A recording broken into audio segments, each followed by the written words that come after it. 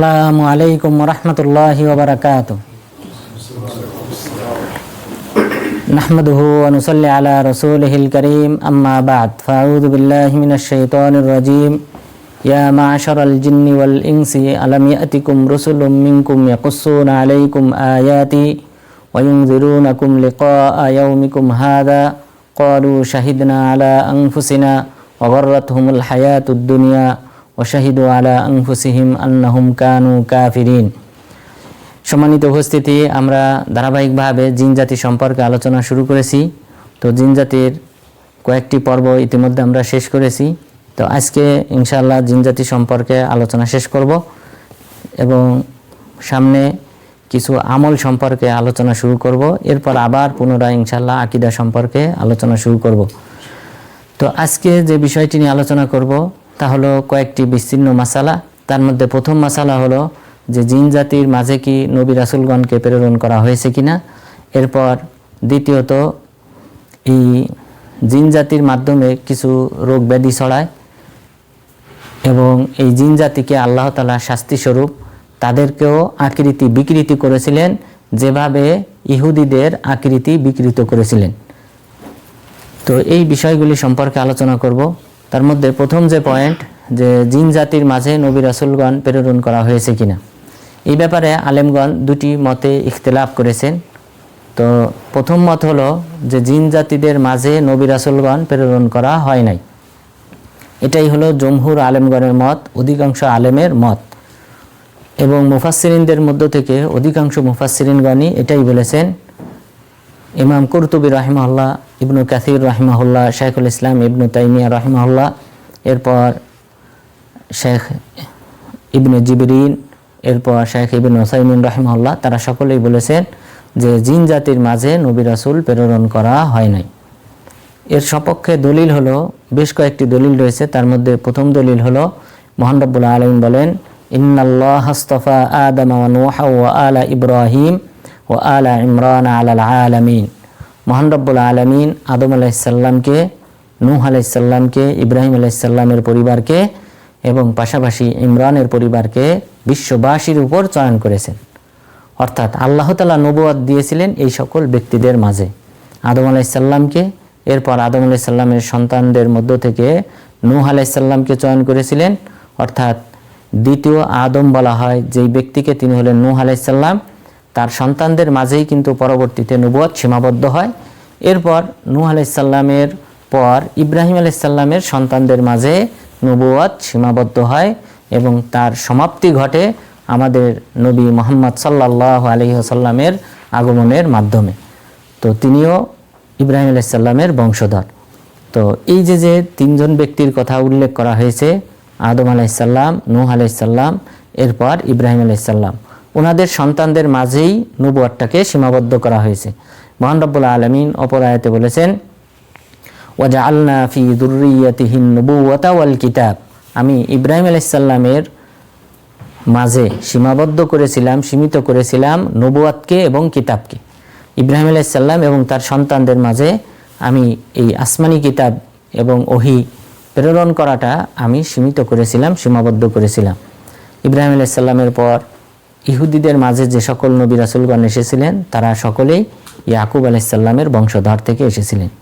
অর্থাৎ ইসহাক আলাইহিস সালাম, তিনি হলেন ইব্রাহিম আলাইহিস সালামের সন্তান, তার সন্তান হলেন ইয়াকুব আলাইহিস সালাম। এই বংশধারাতে নবী এসেছেন। আর সর্বশেষ নবী যিনি এসেছেন তিনি ইসমাইল আলাইহিস সালাম তথা ইব্রাহিম আলাইহিস সালামের বড় সন্তান ইসমাইল আলাইহিস সালামের বংশধারায় তিনি এসেছেন। সুতরাং ইব্রাহিম আলাইহিস সালামের বংশধারায় নবুয়তটা সীমিত ছিল।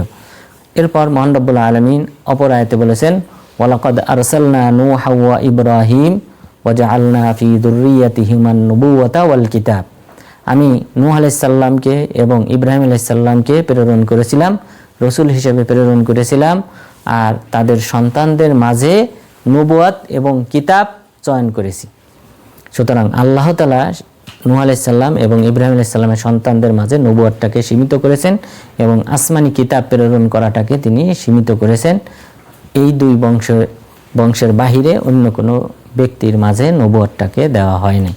তো সুতরাং এই আয়াতগুলির ভিত্তিতে আলেমগণ তারা বলেছেন, বা জমহুর আলেমগণ, অধিকাংশ আলেমগণ তারা বলেছেন যে জিন জাতির মাঝে নবী রাসূল প্রেরণ করা হয় নাই, বরং মানুষের মাঝেই নবী রাসূল প্রেরণ করা হয়েছে। এরপর দ্বিতীয় যে মত, যে জিন জাতির মাঝেও নবী প্রেরণ করা হয়েছে, এটা আলেমদের মধ্য থেকে অনেকেই বলেছেন। তার মধ্যে মুকাতিল রাহিমাহুল্লাহ, ইমাম যহাক রাহিমাহুল্লাহ, এবং পাশাপাশি বিশেষ করে শক্তিশালীভাবে যিনি বলেছেন তিনি হলেন ইবনে হাজম রাহিমাহুল্লাহ। তো তারা বলেছেন যে জিন জাতির মাঝেও নবী রাসূলগণ ছিলেন। তার সপক্ষে তারা যে দলিল পেশ করেছেন তার মধ্যে অন্যতম শক্তিশালী দলিল হলো মহান রব্বুল আলামিন বলেছেন, ইয়া মা'শারাল জিন্নি ওয়াল ইনস আলাম ইয়াতিকুম রাসূলুম মিনকুম ইয়াকুসুনা আলাইকুম আয়াতি ওয়া ইনদিরুনাকুম লিকা ইয়াউমিকুম হাদা। কিয়ামত দিবসে ফেরেশতাগণ মানুষ এবং জিন জাতিকে লক্ষ্য করে বলবেন, হে মানব এবং দানব জাতি, তোমাদের মাঝে কি তোমাদের মধ্য থেকে নবী রাসূলগণ আসেন নাই, যারা তোমাদেরকে এই দিবসের সাক্ষাতের ব্যাপারে তোমাদেরকে সতর্ক করবেন? এরকম কোনো ব্যক্তি কি তোমাদের মাঝে আসে নাই? এই আয়াতে যে বলা হয়েছে মিনকুম, তোমাদের মধ্য থেকে, আর এর পূর্বে উল্লেখ করা হয়েছে জিন জাতি এবং মানুষ জাতি। সুতরাং বোঝা যায় যে তোমাদের মধ্য থেকে বলতে জিনদেরকেও লক্ষ্য করে বলা হয়েছে, পাশাপাশি মানুষদেরকেও বলা হয়েছে। তো তখন তারা বলেছিল যে ক্বালু বালা শাহিদনা আলা আনফুসিহিম, তখন তারা কিন্তু নিজেদের বিরুদ্ধে সাক্ষ্য প্রদান করবে যে হ্যাঁ, আমাদের কাছে নবী রাসূলগণ এসেছিলেন, তবে আমরা কাফিরিন, আমরা কাফের ছিলাম। তো তাহলে জিন জাতি এবং মানব জাতি উভয়ের কাছে নবী রাসূলগণ এসেছিলেন মর্মে এই আয়াত থেকে এই আলেমগণ তারা দলিল পেশ করেছেন। এরপর আরও দলিল পেশ করেছেন, মিন উম্মাতিন ইল্লা খলা ফিহা নাযীর, যে এমন কোনো জাতি নেই যে জাতির কাছে সতর্ককারী প্রেরণ করা হয় না। তো এমন কোনো জাতি নেই, তাহলে জিন জাতি একটা আলাদা একটা জাতি, সুতরাং সেই জাতির মাঝেও সতর্ককারী ছিল, এই আয়াত থেকে বোঝা যায়। এরপর আরেকটি দলিল হলো মহান রব্বুল আলামিন বলেছেন, ফালাম্মা কুদিয়া ওয়াল্লাউ ইলা কওমিহিম মুনদিরিন, যখন রাসূল সাল্লাল্লাহু আলাইহি ওয়াসাল্লাম সূরা আর রহমান পাঠ শেষ করলেন, যখন পাঠ করা শেষ হলো, তখন তারা তাদের সম্প্রদায়ের কাছে ফিরে গেল মুনদিরিন, সতর্ককারী রূপে। তো এই যে দলিল, এই দলিলগুলোর ভিত্তিতে আলেমগণ বলেছেন যে তাদের মাঝেও নবী রাসূল ছিলেন। তবে এটার প্রতি উত্তর হলো যে এই আয়াতে, এই শেষের আয়াত এবং দ্বিতীয় যে আয়াত, এই দুই আয়াতে বলা হয়েছে যে সতর্ককারী। তো এই কারণে ইবনে কাসির রাহিমাহুল্লাহ তিনি বলেছেন যে জিন জাতিদের মাঝে নবী রাসূল ছিলেন না, তবে তাদের মাঝে ছিলেন সতর্ককারী। তারা আলেম সমাজ, সে আলেম সমাজ তাদের কাছে গিয়ে তাদের কওমকে সতর্ক করতেন, এরকম সতর্ককারী ছিল, কিন্তু তাদের মাঝে নবী রাসূল ছিলেন না। যেহেতু এই দুটি আয়াত থেকে বোঝা যায় এই নাজির শব্দ ব্যবহার করা হয়েছে, নবী শব্দ ব্যবহার করা হয় নাই, তো সুতরাং সেই দৃষ্টিকোণ থেকে বলা হয় যে তাদের মাঝে সতর্ককারী রয়েছে কিন্তু নবী রাসূল নেই।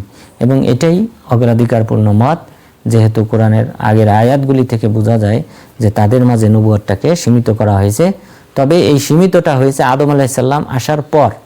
আদম আলাইহিস সালাম আসার পূর্বে তাদের মাঝে নবী রাসূলগণ থাকতে পারেন, যেহেতু আল্লাহ তাআলা আদম আলাইহিস সালামকে পৃথিবীতে পাঠানোর পূর্বেই জিন জাতিকে পাঠিয়েছেন।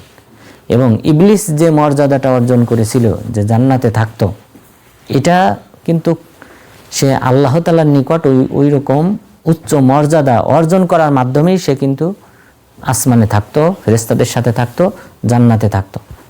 তো সেই মর্যাদাটা সে হয়তো অর্জন করেছিল, এরকম কোনো মর্যাদা আল্লাহ তাআলার পক্ষ থেকে প্রাপ্ত হওয়ার মাধ্যমে।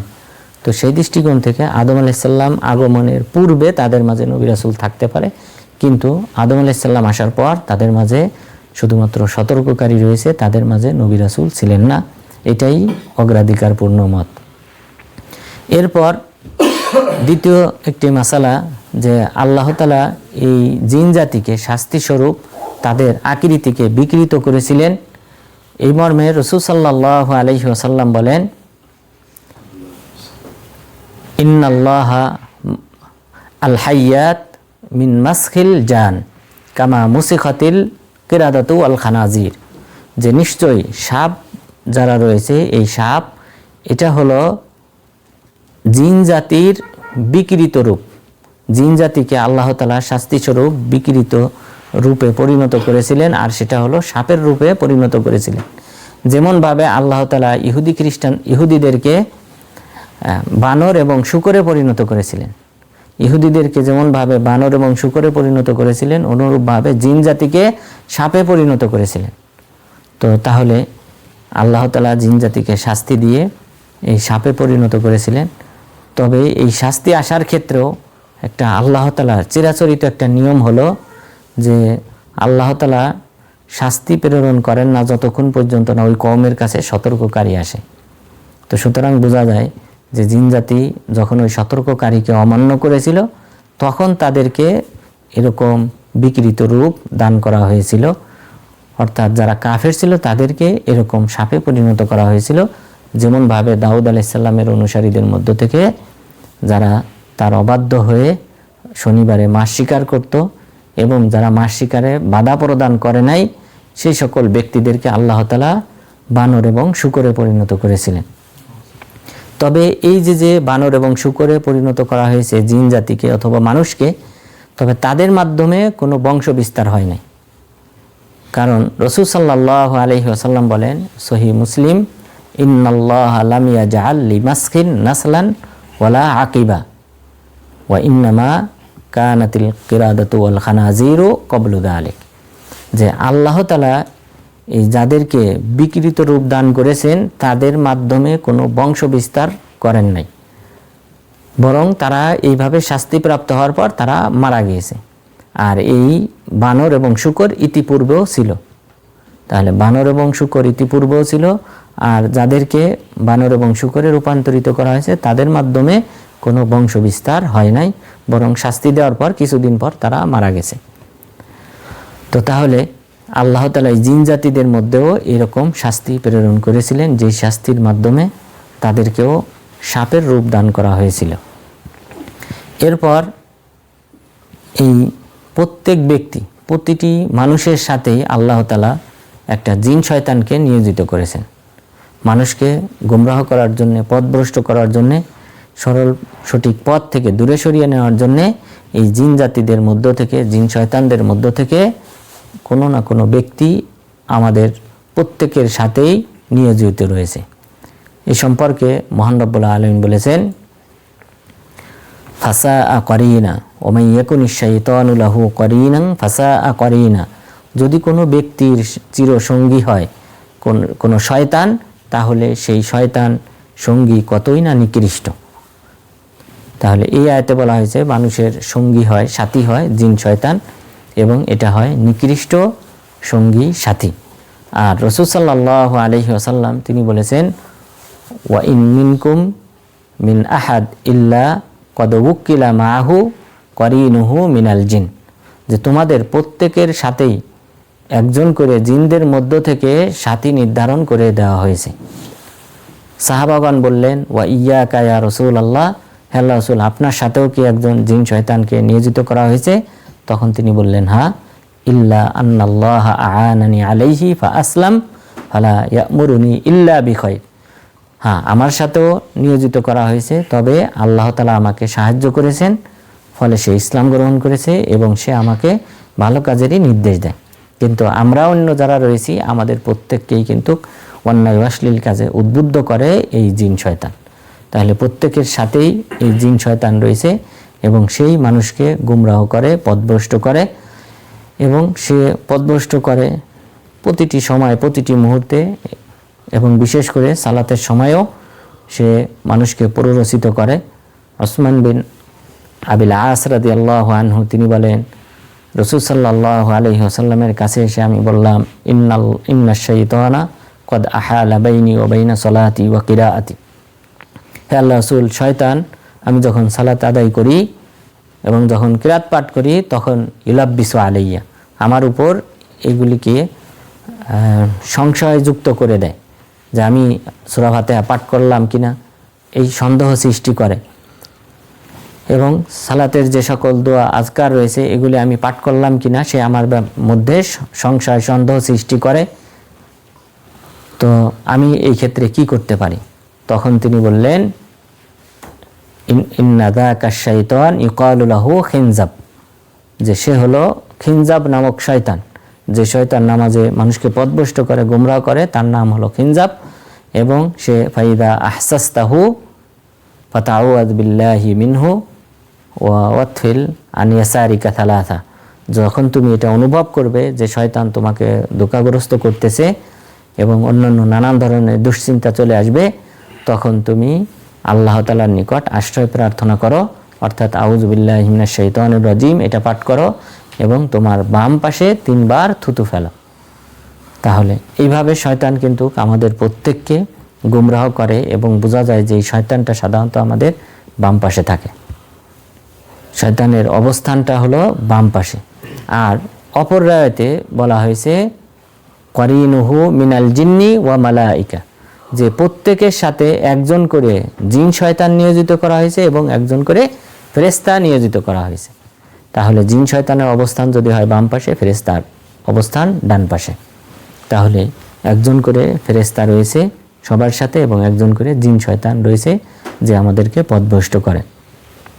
তবে এই পথভ্রষ্টতার ক্ষেত্রে মানুষ বিভিন্ন স্তরের, যার ঈমান যত বেশি শক্তিশালী মজবুত সেই ব্যক্তির সাথে শয়তান এবং এই সঙ্গী চিরসঙ্গী শয়তান সে ততটাই কম দুর্বল হয় এবং মানুষকে পথভ্রষ্ট করতে কম সক্ষম হয়।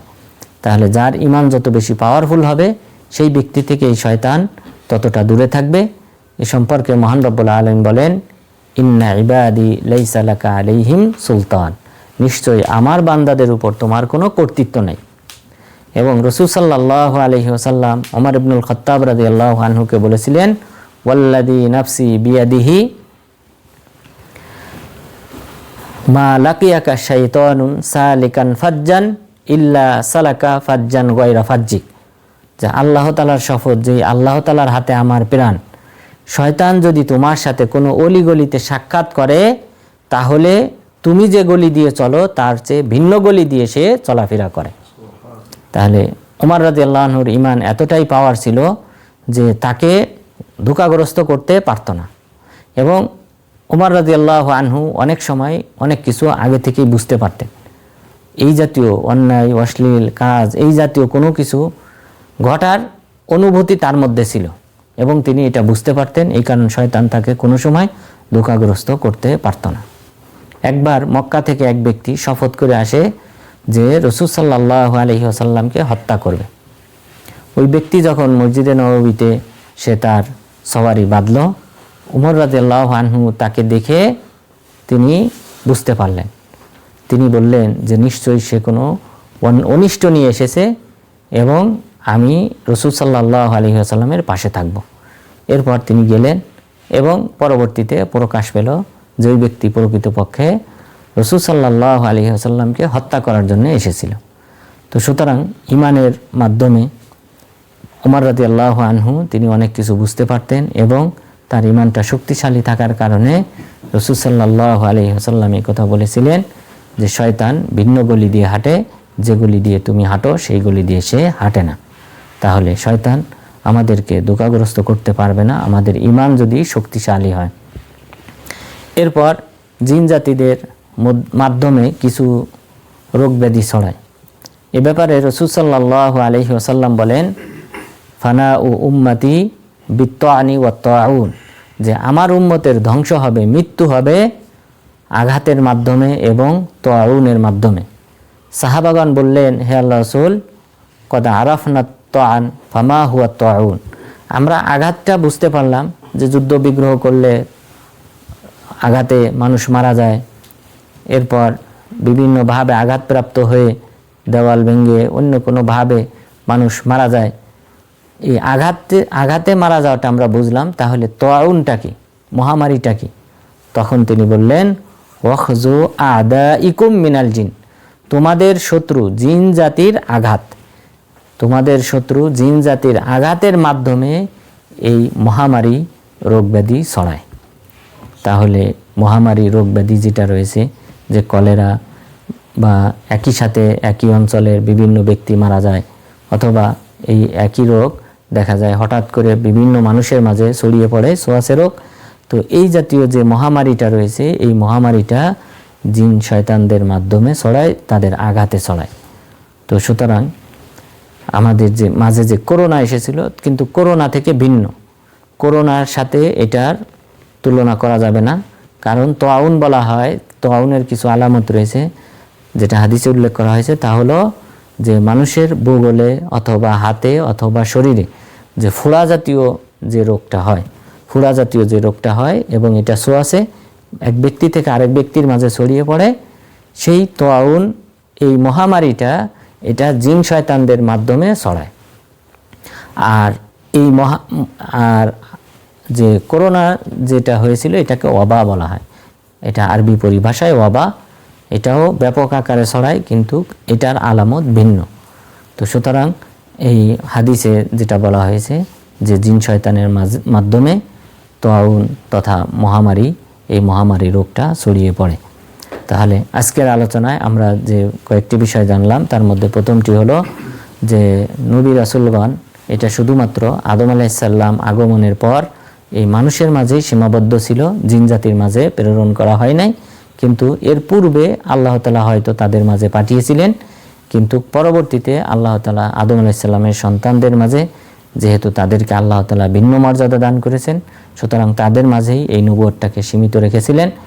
এরপর এই জিন জাতি, তাদেরকে আল্লাহ তাআলা শাস্তি স্বরূপ তাদেরকে সাপে পরিণত করেছিলেন, অর্থাৎ যে সকল কাফের জিন ছিল, অবাধ্য জিন ছিল, তাদেরকে আল্লাহ তাআলা সাপে পরিণত করেছিলেন। যেমনভাবে দাউদ আলাইহিস সালামের প্রতি যারা অবাধ্য ছিল, কাফের ছিল, সেই সকল ব্যক্তিদেরকে যেমনভাবে বানর এবং শূকরে পরিণত করা হয়েছিল। এরপর এই জিন জাতির মাধ্যমে কিছু রোগ ব্যাধি ছড়ায়, তার মধ্যে অন্যতম হলো এই মহামারী, এবং প্রত্যেক ব্যক্তির সাথে একটি করে জিন শয়তান রয়েছে। তো সুতরাং আল্লাহ তাআলা যেন আমাদেরকে ঈমান মজবুত করার মাধ্যমে এই জিন শয়তান থেকে দূরে থাকার তৌফিক দান করেন, এবং পাশাপাশি আল্লাহ তাআলা যেন আমাদেরকে ইলম বৃদ্ধি করার মাধ্যমে আমাদের ঈমানকে আরও শক্তিশালী করার তৌফিক দান করেন। আমিন। ওয়া সাল্লাল্লাহু আলা নবিয়্যিনা মুহাম্মদ ওয়া আলা আলিহি ওয়া সাহবিহি আজমাইন।